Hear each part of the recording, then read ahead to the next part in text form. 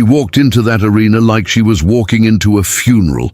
Black dress, mud on her boots, hair barely pinned, and that stallion, 1,200 pounds of fury and fire, had already thrown 4 men into the dirt that afternoon. But she didn't look at the horse with fear. She looked at him the way a woman looks at something she recognizes, something broken in the same places she was. And then she whispered, and the entire crowd stopped breathing. Before we get into this story, I want to ask you something. Have you ever watched someone do something so quiet, so still, and yet felt like you were witnessing the loudest thing you'd ever seen? Because that's exactly what happened here. This isn't a story about horses, not really. It's about grief that has nowhere left to go, and what happens when it finds something wild enough to hold it. If you've ever lost something, or someone, you loved without warning, this story is going to reach into your chest. Drop a like if you're already feeling it. Subscribe so you don't miss what's coming next, and tell me in the comments, what city are you watching from tonight? Now, let me take you back to the beginning. The county of Harlan sits in the eastern corner of Wyoming, where the flatlands finally give up pretending and buckle into rugged, wind-scoured hills. It's the kind of place where the sky feels too big and the distances between neighbors feel intentional, not rude, just honest. People out there measure trust in decades, not conversations. Nora had lived there her whole life. She was 43 years old, with hands that told the story better than her face ever would. Calloused palms, a faded scar along her left thumb from a fence wire that had caught her at 17. Crow's feet that deepened whenever she smiled, which, for the better part of the past 8 months, she hadn't done much of. Her husband, Callum, had died in late October of the previous year, a combine accident, the kind of thing that happens in seconds and takes years to process. He'd been out on the North Field alone, nothing unusual about that, and by the time anyone found him, the afternoon had already turned to dusk. They had been married 19 years. They had one daughter, a 10-year-old named Wren, who had her father's dark eyes and her mother's stubbornness, which meant she was going to be just fine and absolutely exhausting to raise. After Callum died, Nora did what women in that part of the world often do. She kept going. She fed the animals. She signed the papers. She sat through the casseroles and the condolences and the well-meaning neighbors who said things like, "He's in a better place," in that particular tone that makes grief feel like an inconvenience. She did not cry at the funeral. She cried 3 weeks later, alone in the equipment shed, with the door latched and a flashlight still burning from when she'd gone in to look for something she couldn't even remember anymore. The farm was hers now. 42 acres of dry grass and old fence, and a barn that needed a new roof on its south side. She managed it. She was competent in the way that people who've had no choice become competent, quietly, grimly, without ceremony. What she did not do was go to the Harlan County Fairgrounds, not for 8 months, because the fairgrounds had been Callum's territory. He'd volunteered there since he was a teenager, helped run the rodeo circuit that rolled through every spring and summer. He knew every rancher, every rider, every horse by name. He'd grown up smelling of sawdust and leather and sun-baked dirt, and so had their marriage in ways neither of them had ever needed to articulate. Going back there meant something. Nora wasn't ready for what it meant. But then May came, and with it came the letter. The Harlan County Equine Rescue, a small operation that Callum had donated to for years, quietly, without making a fuss about it, reached out to tell her that they had a horse. A stallion, actually. Coal black, 5 years old, unbroke, nearly feral, and recently surrendered by a rancher up near Sheridan who'd tried everything he could think of and hadn't been able to get within 10 feet of the animal without it rearing and screaming. They were calling him Smoke. The letter said that they'd found Callum's name in the organization's records, that he had been a sustaining donor, that they wanted to invite Nora to an open day at the fairgrounds, a community event, part fundraiser, part demonstration, where volunteers would work with some of the rescued horses. They didn't expect her to do anything. Just come, be there. Let the community hold her a little. Nora read the letter twice. Then she folded it and put it in the kitchen drawer where she kept things she wasn't ready to throw away. It sat there for 11 days. On the 12th day, she ironed her dress, the black one, the only good one that still fit, pulled on her boots, and drove to the fairgrounds. She didn't tell Wren where she was going. She wasn't sure she could explain it. The fairgrounds were more crowded than she'd expected for a Saturday morning. Families had spread blankets on the grass near the arena fence. Kids were chasing each other through the legs of adults who held paper cups of coffee and talked about irrigation and feed prices and the weather system moving in from the northwest. A food truck was selling breakfast burritos near the main gate, and the smell of green chile and bacon fat drifted across the whole property like a welcome. Nora stood at the edge of the parking lot for a moment. Just stood there, keys in her hand, not quite ready to walk forward. A man in a straw hat waved at her from across the lot. She didn't recognize him, but she waved back. That was the thing about small counties. You didn't always need to know someone to wave at them. You just did. She found her way to the main arena and claimed a spot at the rail near the far end, away from the clusters of families, close enough to see, far enough not to be drawn into conversation. That's when she saw Smoke for the first time. He was in the far corner of the arena, separated from the activity by a temporary fence panel. Even from 30 yards away, she could see the way he held himself, not just standing, but coiled, every muscle engaged. His ears moved constantly, cataloging threats. When a child shrieked with laughter near the fence, his whole body flinched sideways, 2 steps, then stopped. He turned his head and looked at the crowd with an expression that wasn't fear exactly, but was very close to its cousin. He was the most beautiful thing she'd seen in 8 months. A man named Dex, one of the rescue volunteers, barrel-chested, mid-50s, wearing a vest with the rescue organization's logo on the back, climbed onto a small platform near the center of the arena and used a microphone to welcome everyone. He explained the mission of the rescue. He talked about the horses they'd placed that year, and then he said with the kind of practiced gravity that people use when they need a crowd to lean in. And this here is Smoke. He came to us 3 weeks ago from up near Sheridan. And I'll be honest with y'all, Smoke has not made our lives easy. A ripple of polite laughter moved through the crowd. We've had 4 of our most experienced handlers work with him, and he's been firm about his feelings on the matter. More laughter. A few kids pressed up against the rail to get a better look. Over the next hour, Nora watched 3 different handlers enter Smoke's enclosure. The first was a young man named Garrett, confident and methodical, who used a long flag on a pole, a common natural horsemanship tool, to move Smoke around the enclosure and try to establish communication. Smoke tolerated this for about 4 minutes before wheeling hard to the right and charging the fence at the opposite end, stopping just short of it, but close enough that several people in the crowd stepped back reflexively. The second handler was a woman in her 30s who came in low and quiet and patient. She made no sudden moves. She stood with her body angled sideways, a non-threatening posture. Smoke watched her from across the enclosure with those dark, restless eyes. He let her get about 15 feet away. Then he lifted his head, snorted once like a verdict, and turned his back on her. She stood there for 10 minutes. He did not turn around. The third man, older, the most experienced of the 3, someone who Dex introduced as having 30 years of rescue work behind him, lasted 7 minutes before Smoke reared up and came down close enough to rattle the enclosure fence and send the crowd gasping back from the rail. Nobody was hurt. But the message was clear. Smoke was not here for this.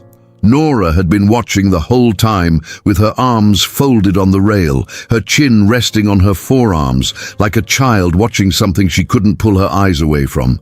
She wasn't analyzing what the handlers were doing wrong. She wasn't thinking about strategy or technique or theory. She was thinking about how Smoke looked when he turned his back on the woman. Not mean, not violent, just done. The look of something that has been reached for too many times by hands it doesn't trust, and has decided that the safest thing it can do is stop letting anyone get close enough to try again. She knew that look. She'd been wearing it for 8 months. Dex was back on the platform now, talking about the rescue's upcoming fundraiser, reading off donor acknowledgements, doing the gracious administrative work of keeping the crowd engaged. A few families started drifting away toward the food truck. Nora unfolded herself from the rail. She walked toward Dex. He saw her coming and paused mid-sentence, tilting his head with a look of mild confusion, polite but uncertain. She wasn't wearing a volunteer badge. She didn't look like she had a plan. She looked like a woman in a black dress and muddy boots who had just made a decision that she was already halfway regretting. "Nora Ashby," she said when she reached him. My husband Callum used to donate." Dex's expression shifted. Recognition, then something softer. "I knew Callum," he said quietly. "Good man, I'm real sorry." "I'd like to go in with the horse," Nora said. There was a pause. "Ma'am, I'm not asking to train him. I just want to stand in there for a minute." Dex looked at her for a long moment. Behind him, Smoke was pacing the far end of the enclosure in tight, agitated circles. Dex looked at the horse. He looked back at Nora. He took a breath. "You got any experience with horses?" "Grew up with quarter horses," she said. "Haven't been around one in a few years." Another pause. "I'm going to need you to sign a waiver," he said. "Fine. And if he pins his ears, you come out. No argument." "Agreed." Dex nodded slowly, in the way that men nod when they're saying yes to something they're not sure about, but can't find a clean reason to refuse. "Give me 5 minutes," he said. Word travels fast in small arenas. By the time Nora had signed the waiver, a single clipboard page handed to her by a teenager who looked nervous about the whole thing. A new cluster of people had gathered at the rail. She didn't notice them. Or rather, she noticed them the way you notice weather, peripherally, without giving it much thought. Garrett, the young handler who'd gone in first, came to stand next to her as she handed back the clipboard. "You don't have to do this," he said. Not unkindly, just factual. "I know," she said. "He's not a mean horse," Garrett said. I don't know exactly what he is. He just won't let you near him." Nora nodded. She looked at Smoke, still pacing. "What do you know about where he came from?" she asked. Garrett leaned against the rail. "Rancher up near Sheridan had him from a foal. From what we understand, the first couple years were fine. Then something happened. We don't know exactly what. And after that he just shut down. Wouldn't be handled. The rancher tried a lot of things. Eventually called us. Was he hurt? Vet checked him out. No physical injuries. Nothing obvious." Garrett paused. "Sometimes it's not about what happened to their body." Nora looked at the horse for a moment longer.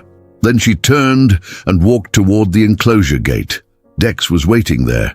He held it open for her with a look on his face that was approximately 50% professional concern and 50% something he couldn't quite name. She walked in. The gate clicked shut behind her. "Now, pay attention here, because this is the part that the people standing at that rail said they'd never forget." Nora did not walk toward Smoke. She walked to the middle of the enclosure, maybe 30 feet from where he stood at the far end, and she stopped. She turned her body slightly to the left, not angled away from the horse, not toward him either, just sideways, neutral. And then she stood still, not with the stillness of someone waiting, with the stillness of someone who has nowhere else to be. Smoke had stopped pacing the moment the gate opened. He was watching her now from the far end, head up, nostrils wide, reading the air. His muscles were still coiled, still ready, but he hadn't moved. Nora didn't look at him directly. She looked at a point on the ground maybe 10 feet to his left, not avoiding him, just not demanding anything from him either. 30 seconds passed. A minute. A woman near the rail whispered something to her husband. He shushed her. Smoke took one step forward. Just one. Testing. Nora didn't react. He took another step. Stopped. His ears, which had been pinned flat and tight against his skull when she walked in, shifted. Not forward yet, but not flat. Something in between. A question mark in horse language. Garrett, watching from the gate, exhaled slowly. He'd been holding his breath. Nora still hadn't moved. And then This is the part, this is the exact moment she started talking, not loud, not commanding, not in any tone that carried across the arena to the people watching. It was barely above a breath. The people at the rail said later that they couldn't hear the words, only that her lips were moving. She was talking to the horse the way you talk to someone when you've stopped trying to say the right thing. She wasn't using a method. She wasn't executing a technique. She was just talking. Smoke dropped his head, not much, an inch, maybe two. But in horse language, that inch is a paragraph. That inch means, I'm listening. That inch means, I haven't decided yet, but I'm not leaving. Nora kept talking.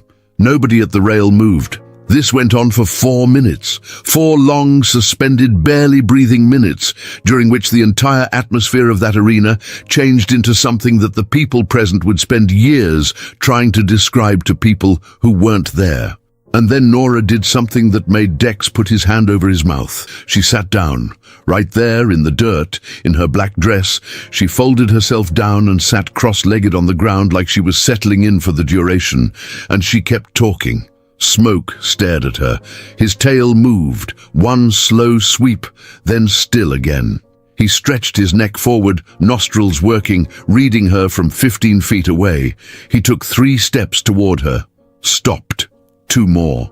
He was close enough now that the people at the rail could see the muscles along his shoulder trembling, not from aggression, but from the effort of overriding every instinct that was telling him to run. Nora tilted her head up and looked at him directly for the first time, and she whispered something, 1 sentence, maybe 2. Nobody heard the words. What they heard was the silence that came after. Smoke lowered his head, all the way down, nose nearly touching the dirt, just a few feet from where Nora sat, and he exhaled, a long, shuddering breath that shook his whole chest. The kind of exhale that every horse person in that arena recognized immediately. Because that sound has a name in their world. They call it a release.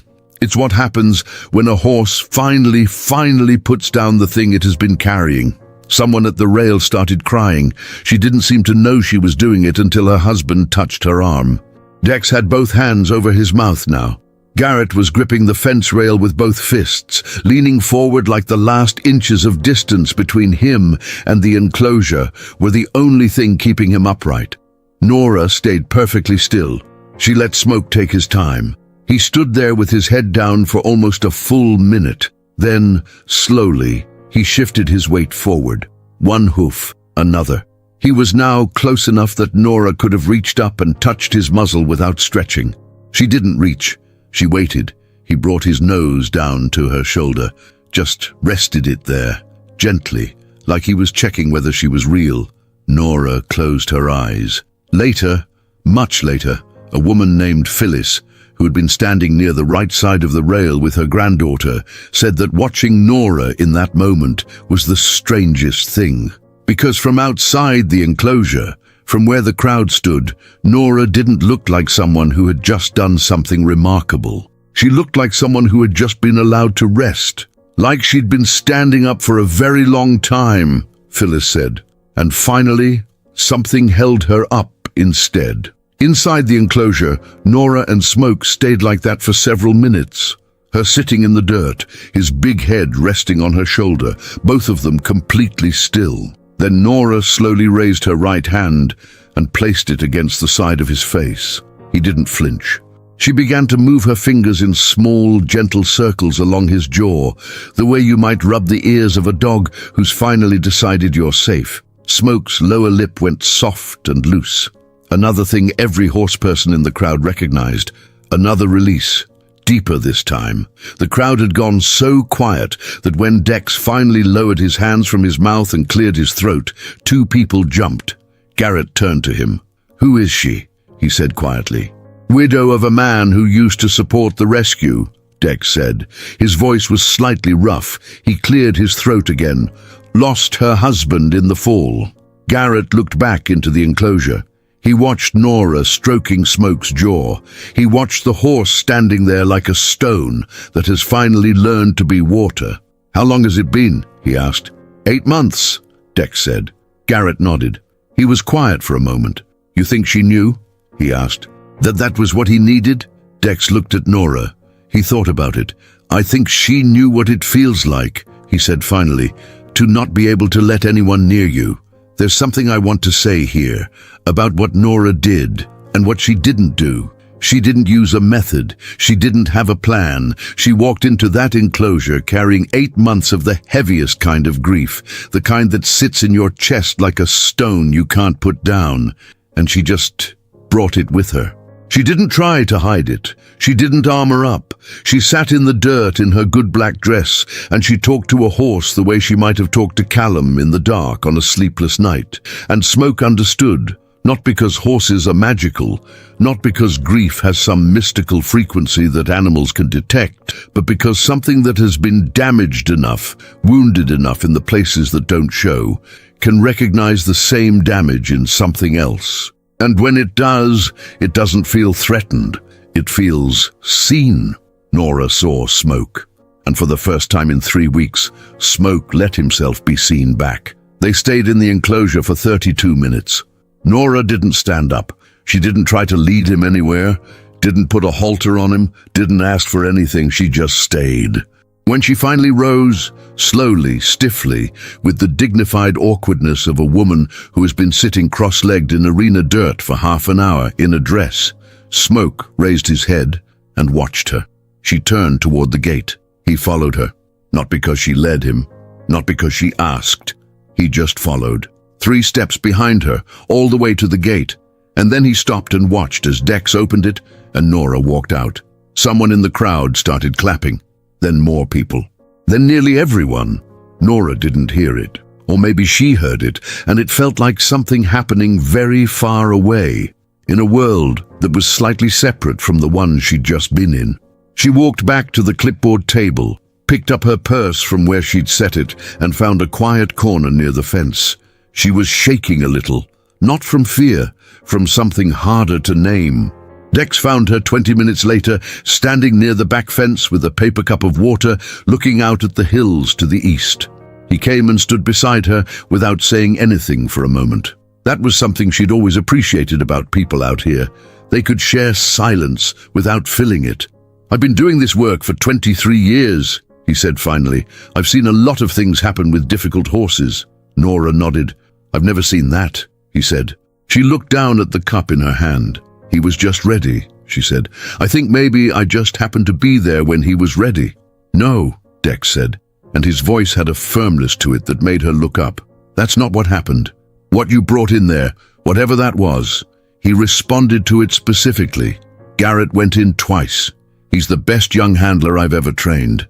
The horse didn't give him a thing. You walked in and sat down in the dirt and that horse came to you. Nora was quiet. I wasn't trying to do anything, she said. I talked to him. What did you say to him? Dex asked. She thought about it for a moment. She turned the paper cup between her hands. I told him I knew what it was like, she said. To not want anyone near you. To not trust that letting someone in was worth the risk. She paused. I told him I was tired of feeling like that. She paused again, longer. I told him I thought maybe he was too. Dex was quiet for a while. You thinking about working with him more? He asked. She started to say no. The word formed in her mouth and then just stayed there. I don't know, she said instead. The rescue doesn't have the resources to keep a horse like him long term, Dex said. We've got 30 animals and a barn built for 20. He'd need someone with land, time, patience. He looked at her sideways. Someone who already has his trust. I have 42 acres, Nora said. Almost to herself. I know, Dex said. Callum used to talk about that place like it was the 8th wonder of the world. Something moved across Nora's face. Grief, but a gentler version of it. The kind that doesn't rip anymore, just reminds. He loved that land, she said. He did. She looked back out at the hills. Let me think about it, she said. Dex nodded. He reached into the breast pocket of his vest and handed her a card. She tucked it into her purse without looking at it. He started to leave, then paused. For what it's worth, he said, I think Callum would have loved watching what happened in there today. Nora nodded. She didn't trust her voice right at that moment.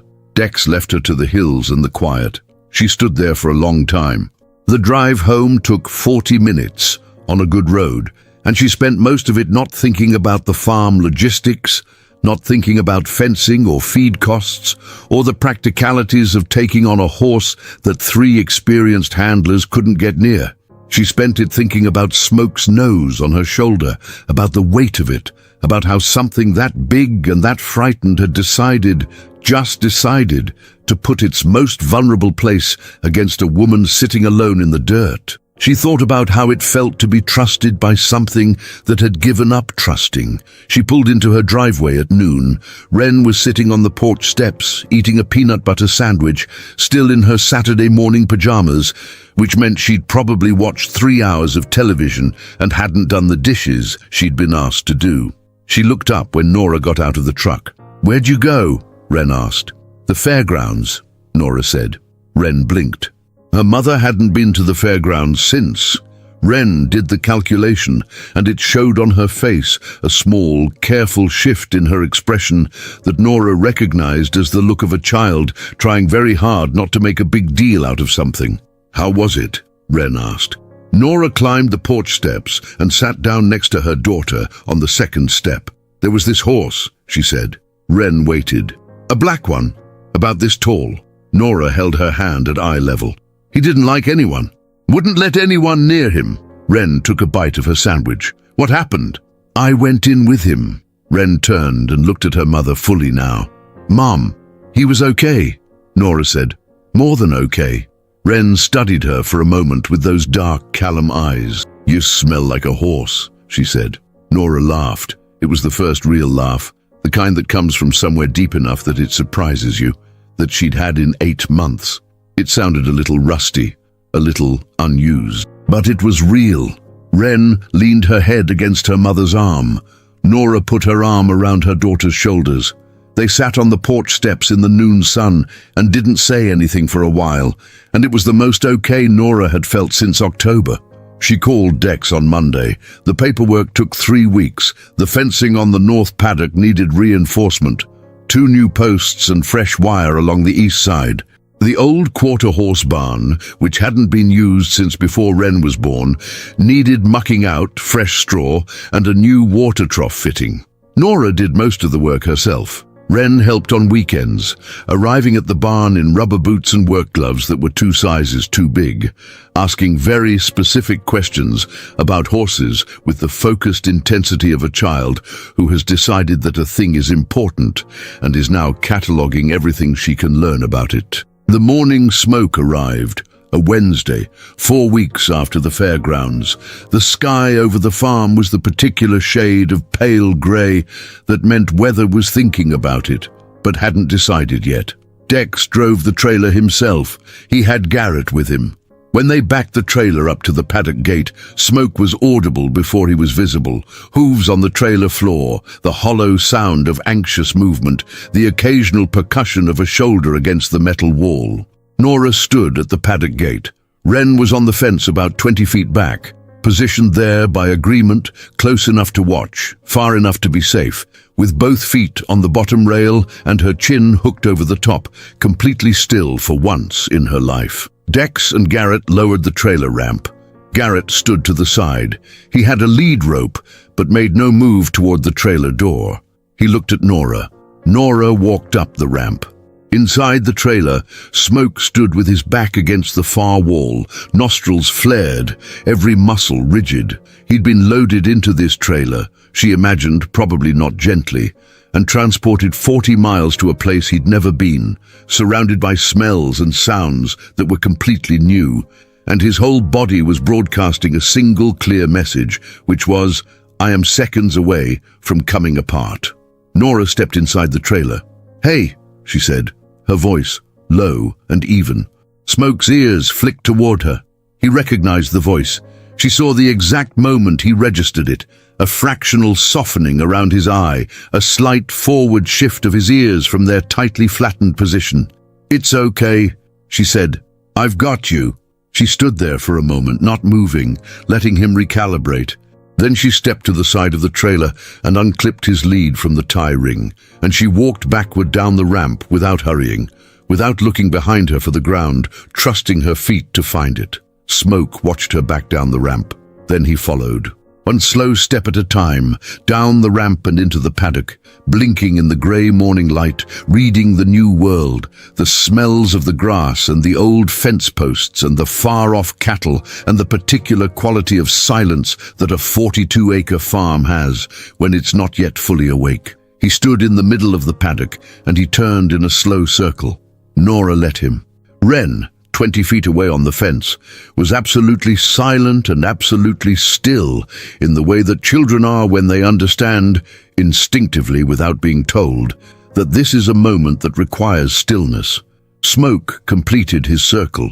He looked at the fence line, looked at the barn, looked at the hills beyond the farm. Then he turned and looked at Nora, and he walked to her. No hesitation. He just walked across the paddock and stopped in front of her and dropped his head and put his nose against her chest. "Oh," Wren breathed from her fence post. Not loud, just a sound, like something inside her had shifted.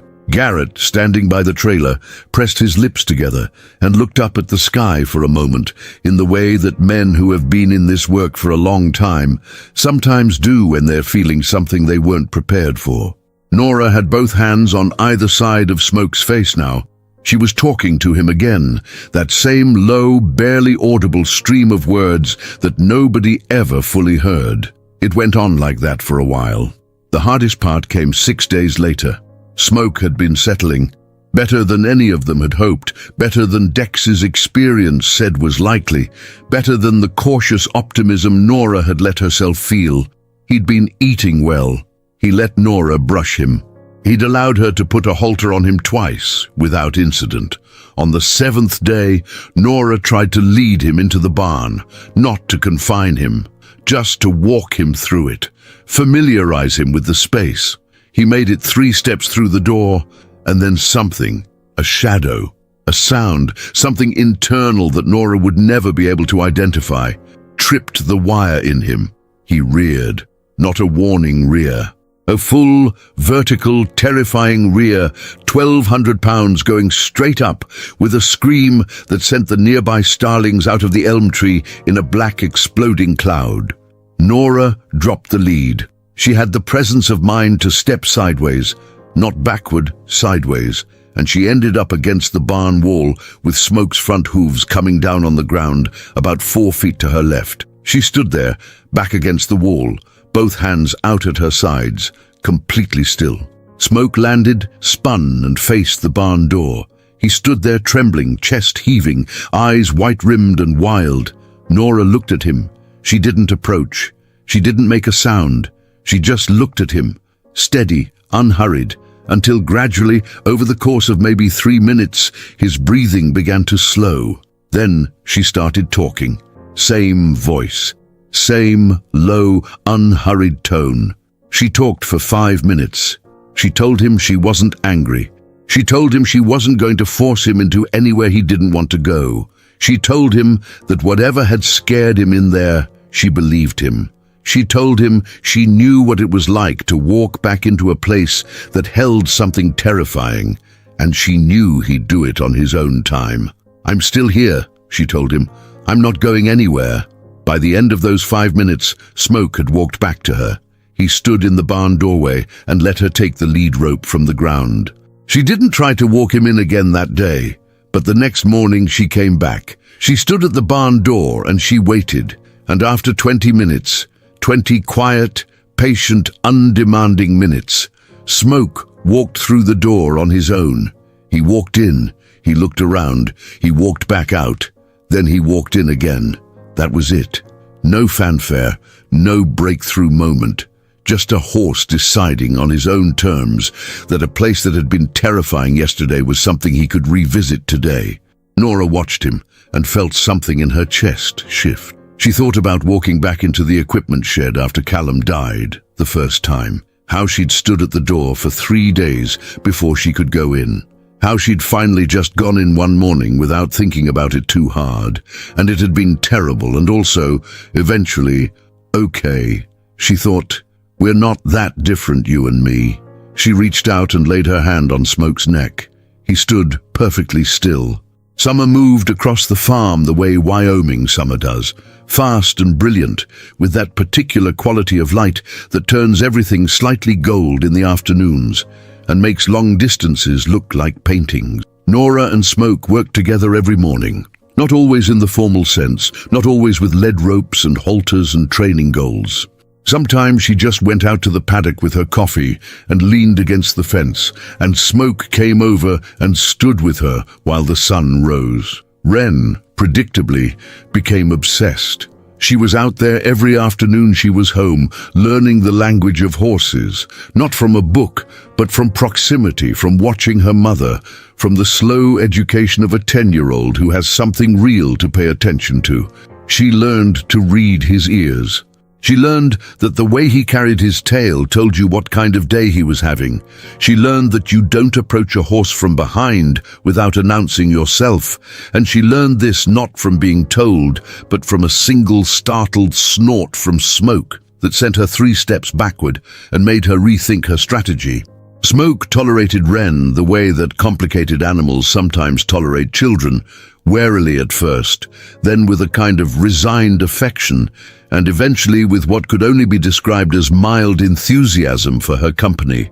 He never warmed to her the way he warmed to Nora, but he let her brush his mane. He let her bring him apples from the tree at the back of the property. Once, on a particularly still evening, he let her lean against his shoulder while she read a book out loud, a chapter from a novel she was into about a girl who could talk to foxes. And he stood there for the better part of 20 minutes without moving, as if listening. Garrett came out once a week that first summer, ostensibly to check on the horse's progress and help Nora with the training foundations. In practice, he became part of the rhythm of the place. He and Nora worked well together. He was quiet and methodical and not precious about being corrected when Nora read Smoke differently than he did, which happened often and which he took as a learning opportunity rather than a slight.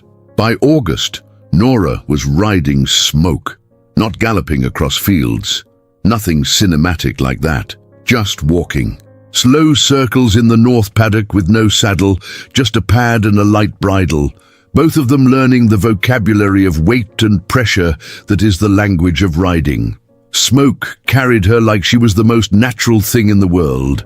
The first time it happened, the first time she sat on his back and he simply walked forward, calm and balanced and unbothered, Nora sat up there for a long moment with the reins loose in her hands and looked out across the farm, the hills to the east, the old elm by the fence, the square shape of the house with its front porch, and the flower bed that Callum had planted the spring before he died, that she'd neglected all last year, and then, this spring, had weeded and watered back into something that bloomed. She thought Callum would have liked this horse. She thought Callum would have liked watching Wren with this horse. She thought, I am still here. I am still here. I am still here. Later that fall, Dex called her. He was putting together a presentation for a regional conference of equine rescue organizations. He wanted to talk about cases where difficult horses had been placed with unconventional adopters, people who didn't have formal training backgrounds, but who had somehow achieved results that trained professionals hadn't been able to. He wanted to include Smoke's story. If that's okay with you, he said. Nora thought about it. What would you tell them? She asked. The truth, Dex said. That I watched a woman sit down in the dirt in the middle of an arena and talk to a horse that nobody could reach, and that horse walked over and put his nose on her shoulder. And what's the lesson? She asked. For the conference? Dex was quiet for a moment. I'm not sure it's a lesson exactly, he said. I think it's more of a reminder that the things that are hardest to reach aren't usually waiting for the right technique. They're waiting for someone who knows, in their bones, from experience, what it's like to need to be reached. Nora was quiet on her end. Yeah, she said finally. You can tell the story. 2 years passed. They passed the way time does when you're no longer fighting it, in seasons and small events and the particular accumulation of ordinary mornings that eventually, when you look back, turns out to be a life. Nora turned 45. Ren turned 12. Smoke turned 7, which in horse years meant he was moving from young and volatile into something steadier, still spirited, still himself, but with an ease in his body that told you he'd found a place in the world that suited him. The farm changed some. Nora reinforced the roof on the south side of the barn, the one that had needed it for 2 years before Callum died and 2 years after. She added 2 new fence sections along the western edge of the property. She planted a second flower bed alongside the first one, this time with some input from Ren, who had opinions about marigolds that she expressed at considerable length. Garrett kept coming. This became something that nobody in the county made a fuss about, which was the best possible way for it to become something. He had his own ranch 6 miles east, a modest operation, cattle, and one aging quarter horse named Buck, who had the disposition of a very patient librarian. He and Nora moved at the pace of 2 people who have both learned the hard way that the things worth having don't need to be hurried. Ren liked him. She expressed this characteristic indirectly by asking him very pointed questions about everything he knew, and then arguing with his answers just enough to make clear she found him intellectually worthy of engagement. Smoke, after a period of careful assessment, accepted Garrett the way he accepted a few others in Nora's world, with guarded neutrality that occasionally softened into something warmer on Smoke's terms, in Smoke's time. He would never be the kind of horse that anyone could walk up to without being invited. That was simply who he was, but for those he trusted, he was extraordinary, responsive and sensitive, and present in a way that consistently caught people off guard. Nora began working informally with the rescue, not as a staff member, not in any official capacity, just as someone who would take a call when Dex had a horse that nobody could reach, and who would drive over to the fairgrounds and spend a morning in a paddock talking to something frightened until it wasn't frightened anymore. She was good at it in the way that people are good at things they learned by surviving them. There was a horse in the spring of the 2nd year, a chestnut mare named by the rescue team as Thistle, who had come in from a neglect situation and who had shut down so completely she wouldn't eat if anyone was in her line of sight. Garrett said, watching Nora work with her, that it was like watching someone translate a language in real time, not from a dictionary but from having lived in it. She talks to them, Ren explained to a friend from school who came out one afternoon and watched, wide-eyed, from the paddock fence. She tells them the truth. What truth? The friend asked. Ren thought about it. That she knows, Ren said. That she's been somewhere hard too, and that she came back from it. Her friend didn't fully understand this, which was fine. She was 11. There would be time.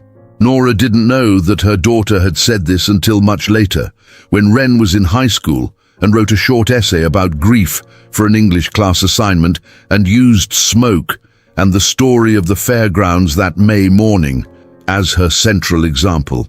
The essay ended with a line that Nora read and then had to sit down on the kitchen table and take a breath before she could pick it up and finish. Ren had written, "My mother walked into that arena carrying something very heavy.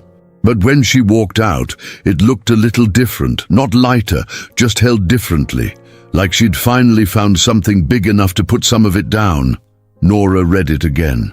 She thought about Smoke's nose on her shoulder in the dirt, about that long, shuddering exhale, about how 2 things that are damaged in the same places will sometimes, if left alone in a quiet space long enough, find a way to make a language out of it. She took the essay and put it in the kitchen drawer, right next to the letter from the rescue, the one she'd folded and kept for 11 days before she could act on it. She didn't throw either of them away.